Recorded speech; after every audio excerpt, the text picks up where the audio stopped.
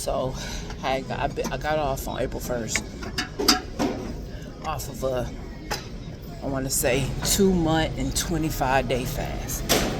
No meat, no sweets, no secular music. Very, what was it? Very little caffeine, no coffee, which is my favorite thing in the world. So I was fine for the first week or so, but I really started noticing a difference this week. And the difference that I noticed this week was that I want to listen to some secular music, just some R&B, maybe some pop. At the gym, where I had been listening to Christian hip hop and Christian R&B podcasts and whatnot. Just want to be normal. I can feel the difference. I can feel the difference in my flesh. And I just want to communicate with God more.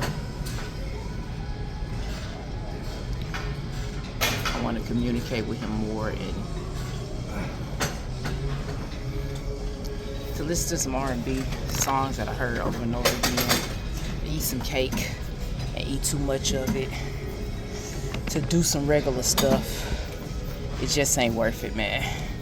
It ain't worth sacrificing a relationship with God. Not saying those things are wrong, but they not edifying. They not building me up. They not building up my spirit. It's going in and it's like it don't taste good going down.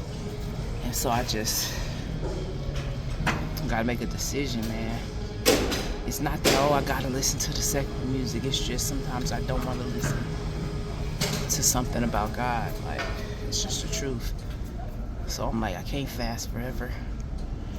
Or it's not a fast, it's a lifestyle. Like, I can't fast forever. So I'm just in this limbo type place of I can't be on 24/7. So how do I live? And that's something I'm communicating with God today. How do I live? I can't be fasting forever. I can't be in the spirit all day long. So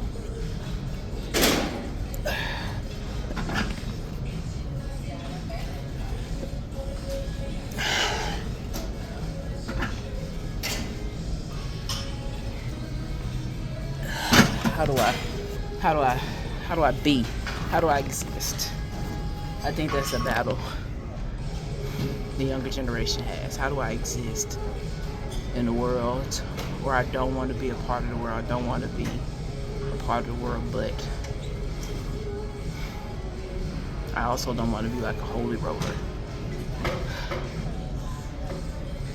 So it's difficult balancing the tension. This what makes things so hard for people.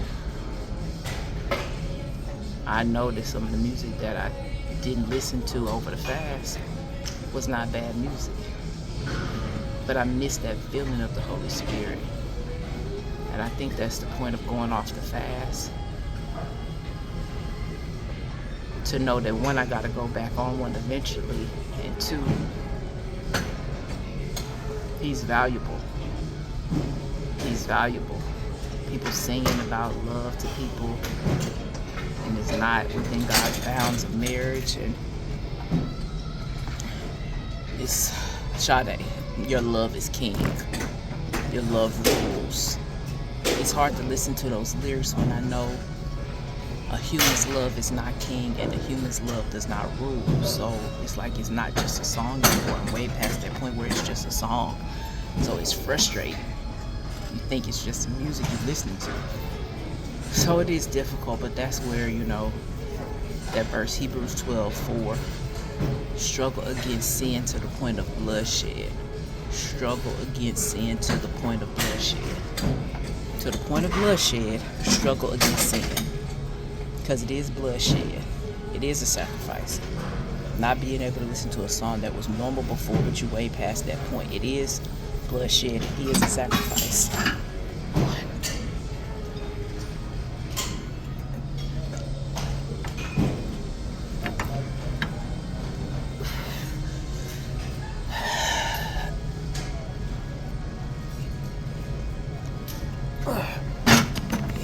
bloodshed is a sacrifice. So it's difficult, but it feels better talking to the Lord about it. It does feel better talking to the Lord about it instead of just keeping it to myself. And it was Bible study where I'm thinking, it's someone saying this to someone else, and it finally hit me. It's being said to you. You can't be regular. I can't be regular. And it don't mean I have to be fake. If I have to just listen to the sounds of the gym, or if I just have to listen to some classical music, if I don't want to listen to Christian hip hop, if I don't want to listen to Christian R&B, we're given so many options now as a believer that you don't have to listen to the other music. You don't have to listen to something and just claim that it pumps you up. I don't have to listen to Lil Jon and say, oh, it pumps me up, it gets me ready for the gym. It's 100 rappers I could listen to where it pumps me up, but it's just a desire for the world. It's a desire to fulfill the flesh. It's a desire for the world. I got this race in a couple months, and I've been eating potatoes. I've been eating food that I shouldn't eat, and it's like, it's all about the flesh, man. It's all about the flesh. So the point of the video is there's no point. I'm literally just talking about what I'm struggling with. I'm not perfect. I intentionally only post shorts so that to music that is about God, because it's really, what is the point of the other music? What is the point? What is the point? Not knocking nobody else, but for me, there's no point. There's no point.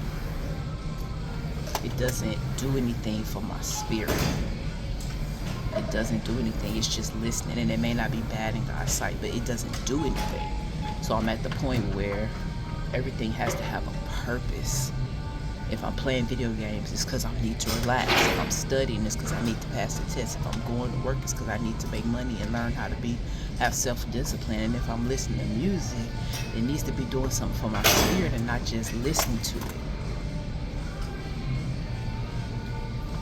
So everything has to have a purpose.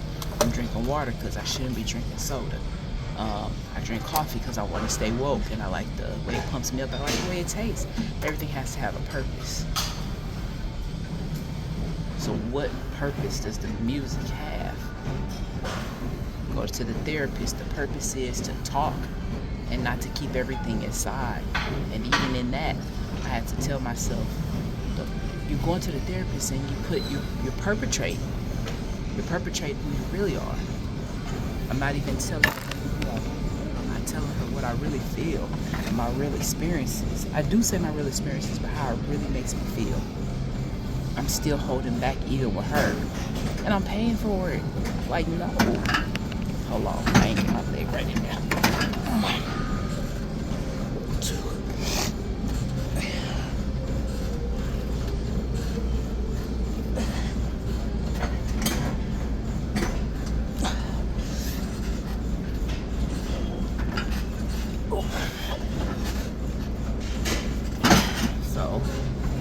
Yeah, that feel better. And this morning I said, you know what, God, I want to talk to you, and I want to say things to you and the truth to you, and be honest with you, where I truly am. I have a desire to be regular. And even when I go step into being regular, my Holy Spirit won't let me be comfortable being regular, because I'm not regular no more. So it's just, I feel like I'm in limbo, like in the middle, not on the ground, but not in the sky. And this is hard. It's challenging. So that's actually the end of it. There's no point to the conversation. It's just, yeah, that. So, yeah. I don't know what made me make this video, but yeah. The goal is to be honest with God, and to be honest in therapy, and to be honest with where I am. I'm a believer, and I love Jesus. And so I don't get to be regular. I don't get to be a people pleaser. I don't get to have fear. I don't get to do a lot of things. I can. It's permissible, but it's not edifying. That's the difference. All right, let's go again. All right. Yeah, just because something's permissible does not mean it's edifying. And if I'm doing things with a purpose and that's my goal, then if it's not edifying, what I'm doing it for. And I know that that's not the way I'm walking. All right.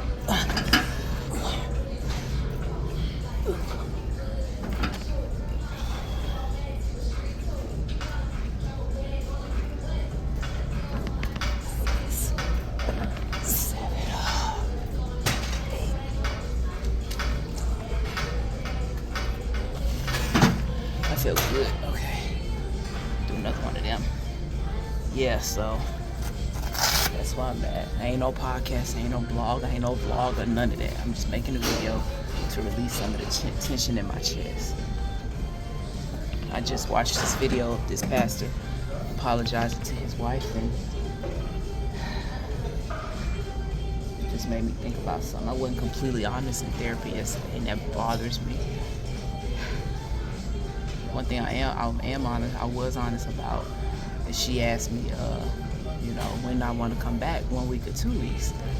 And I want to be at the point where I can come back every 2 weeks, but it was a couple times where it was like 9 or 10 days in between the sessions, and I didn't like it. I didn't like how long that was. I look forward to going to the therapist. I also don't want her to become an idol. I don't want that to be an idol. I have to go to therapy, or else I lived for 38 years of my life without going. So I don't have to, but it helps to talk about your week, to talk about your goals. The whole reason I'm taking this test that I'm taking is because she says, give me a goal about your future that you want to do. And I'm like, I always want to take this test, but it's scary. And I never had the HR experience to take it. Now I do. Now I can take it. So she was like, well, what's stopping you? I was like, I don't have the money. And then all of a sudden, God gave me the money. He didn't give me the money, but he made it possible for me to have the money. So, that's the point to me. But regardless, I wasn't honest in something yesterday. I wasn't honest about something with her. So, yeah, that made me kind of sad. I want to be honest with her, but to be honest, I care about what she thinks. I care about what she would think about what I had to say.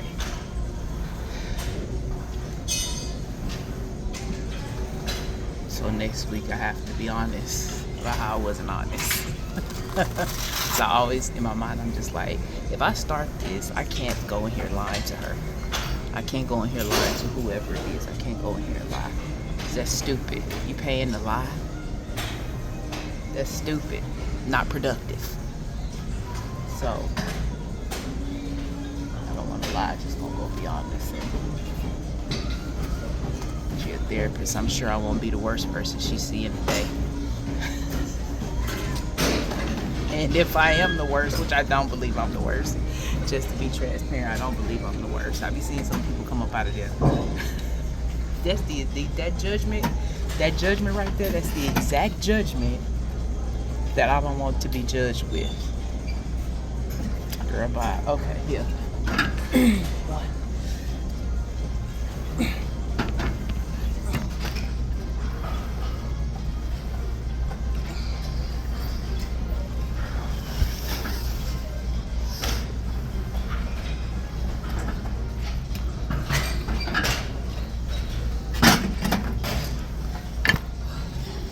Actually feels really good. I feel really good. That's it. I ain't got nothing to talk about. So, yeah, that feels nice. I'm gonna go do some more machines and